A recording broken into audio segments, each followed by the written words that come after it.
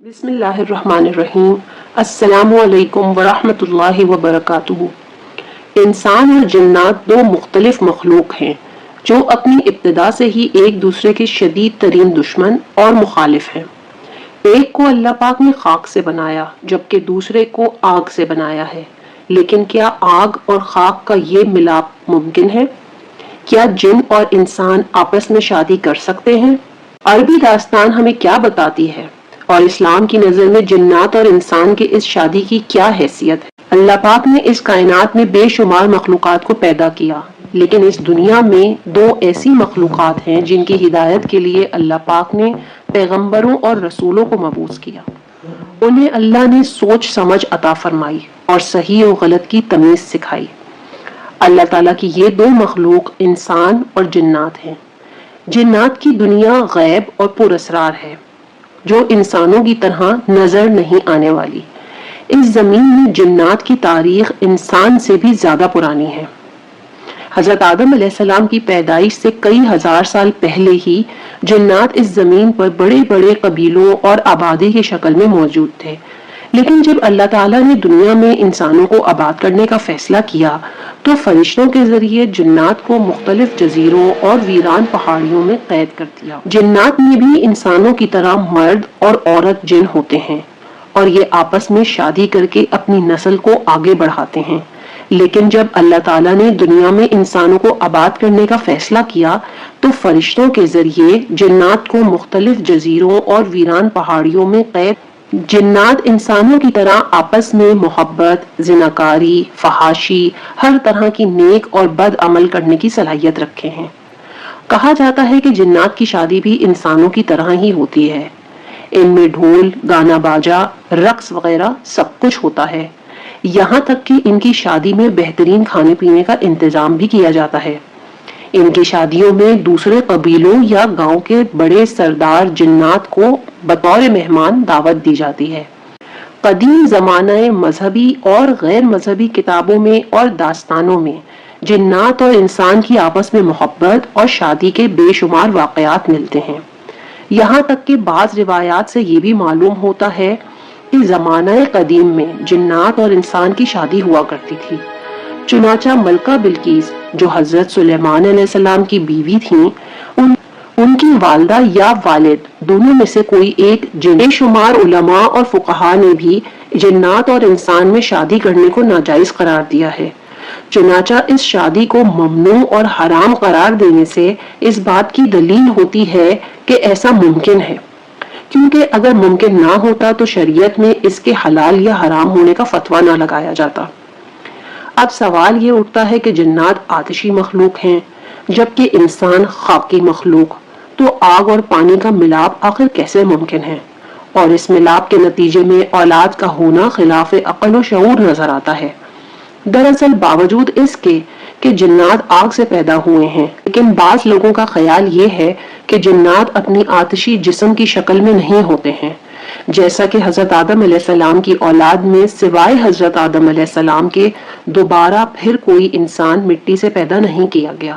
اسی طرح جنات کا پہلا جد امجد اور تمام جنات کا باپ آگ سے پیدا کیا گیا تھا، لیکن پھر ان کی نسلوں میں آگ کا عنصر باقی نہ رہا، بلکہ ان جنات کے ہاتھ، پاؤں اور دوسرے اعضاء عام حالت میں بدل گئے۔ ایک روایت میں آپ صلی اللہ علیہ وآلہ وسلم نے بتایا کہ آپ کو نماز میں شیطان نظر آیا تو آپ نے اس کا گلا گھونٹا۔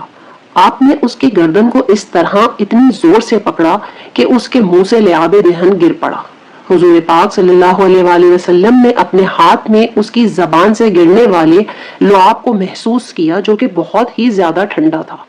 شیطان کا لعاب ہونا اور ٹھنڈا ہونا اس بات کی دلیل ہے کہ وہ آگ سے دوسری حالت میں تبدیل ہو چکا ہے، ورنہ اس میں ٹھنڈک موجود نہ ہوتی۔ تو کیا جنات بھی انسانوں ہی کی طرح خصوصیات رکھتے ہیں اور کیا وہ انسانوں سے تعلق بنا سکتے ہیں؟ یہ ایک سوال بہت سارے سوالات کو جنم دیتا ہے اور ہر سوال کا جواب حیران کن اور سوچ میں ڈال دینے والا ہے۔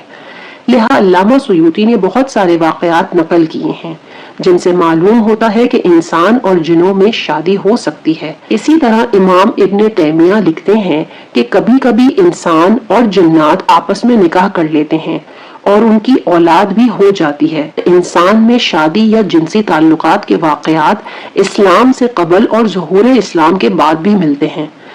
ایک روایت میں موجود ہے کہ جس کے مطابق آپ صلی اللہ علیہ وآلہ وسلم کی محفل میں کاہنوں اور پیشن گوئیاں بتانے والوں کا ذکر چھڑا اور اس سلسلے میں لوگ اپنے چشمدید واقعات اور حالات بیان کرنے لگے۔ کسی نے بتایا کہ مجھے بھی اس سلسلے میں ایک عجیب و غریب اتفاق پیش آیا۔ ایام جاہلیت میں میرے پاس ایک لونڈی تھی جس کا نام خلصہ تھا۔ ایک روز ہمیں بتایا کہ ان دنوں مجھ پر ایک عجیب حالت گزر رہی ہے اور میں ڈرتی ہوں کہ کہیں تم لوگ مجھ پر بدکاری اور حرام کاری کا الزام نہ لگا دو۔ اس نے بتایا کہ ہر روز ایک سیاہ فام وجود مجھ سے آ کر ہم بستری کرتا ہے۔ چنانچہ چند ماہ بعد وہ لونڈی حاملہ ہو گئی۔ پھر وقت مقررہ پر اس نے ایک بچہ جنا جس کے کان کتے کی طرح تھے اور اس کی شکل عام انسانوں کی طرح نہیں تھی۔ تھوڑا بڑا ہوا تو کاہنوں کے جیسی حرکتیں کرنے لگا اور انہی کے جیسی باتیں کرنے لگا اور لوگوں کو آئندہ کے واقعات اور غیب کی خبریں دینے لگا۔ آخر ایک دن وہ اچانک خاموش ہو گیا۔ لوگوں کے بے حد اصرار پر بھی وہ کچھ نہیں بتاتا تھا۔